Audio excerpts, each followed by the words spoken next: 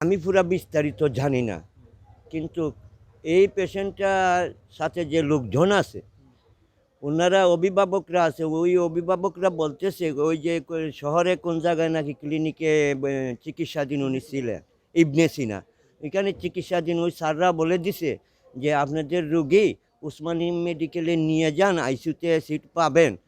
কিন্তু একটা জিনিস বুঝতে হবে, এখানে পেশেন্ট শ্বাসকষ্ট, এটা বুঝতে হবে। স্যার বইলা দিছে যেহেতু ওই গাড়ি নর্মাল গাড়ি ওই পেশেন্ট আসে না, আইসিইউ থেকে কমপ্লিট করে একবারে গাড়িতে উঠা পর্যন্ত এবং ওই জায়গার থেকে ক্যারি করে ঢাকা যান কিংবা উসমানী মেডিকেলে আসেন, ওই অক্সিজেন থাকবে, বুঝছেন? মানে ওই ইবনে সিনার যে যত নাম্বার রুমে চিকিৎসাধীন উনি ছিল, ওই রুম থেকেই উনি ওইটা শ্বাসকষ্টে যে অক্সিজেন লাগাইয়া গাড়িতে উঠবে, নামবে, ভর্তি হবে।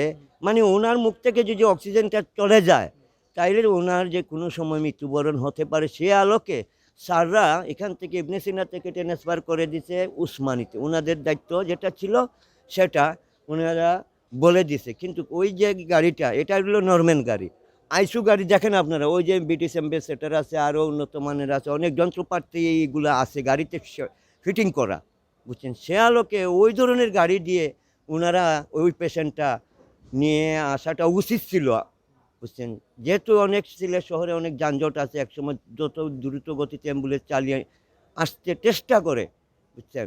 কিন্তু আপনি আমার একটা কথা হচ্ছে যে এটা ওই যে ওনারা বলতেছে গরিব, এটা চিরসত্য বটে, কিন্তু ওই আইসিইউ লাইন দ্বারা যে গাড়িগুলি আছে ওই গাড়ি দিয়ে নিয়ে আসলে হয়তো বা আল্লাহ পাক ওনারে আরও এখনও পর্যন্ত জীবিত রাখতে পারত।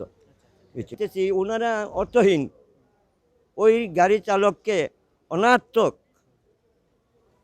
দোষী সাব্যস্ত করতেছেন।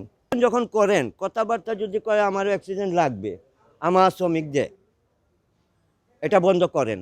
জানে যে টাকা পয়সা বড় জিনিস না, মানুষের জীবন বড় জিনিস, গরিব ধনী বড় জিনিস নয়, মানুষে অক্সিজেন একটা দিলে ওরা দেয়, এটা ছিল আমি বিশ্বাস। আমি এক কথা কইছি আপনারে, এখানে বিচারে 4-5 জন কইছেন অপরাধ করা আর অপরাধ এটা বড় ব্যাপার না, কিন্তু ঘটনা হয়েছে এই যে গাড়িটা দিব, এই গাড়ি ভাড়াটা সেটা এবারে দিব। ভবিষ্যতে জানি আর তাই না তাই করি না, আমরা সব সচেতন রইতাম, এটা তো কোনো করতাম না। আর এই যে আমার লাশ উড়িয়ে দিতাম, আমার গাড়ির ভাড়া তাই দিতা, এই লাশের ভাড়ার লাগে আমি আটকিতাম না, এটা আমি আমার পরিবর্তনে গ্রহণ করিয়া দিব।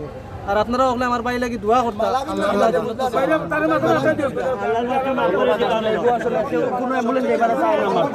গাড়িটা ইবনে সিনার বেচারা ইয়ে করতে চাইছে।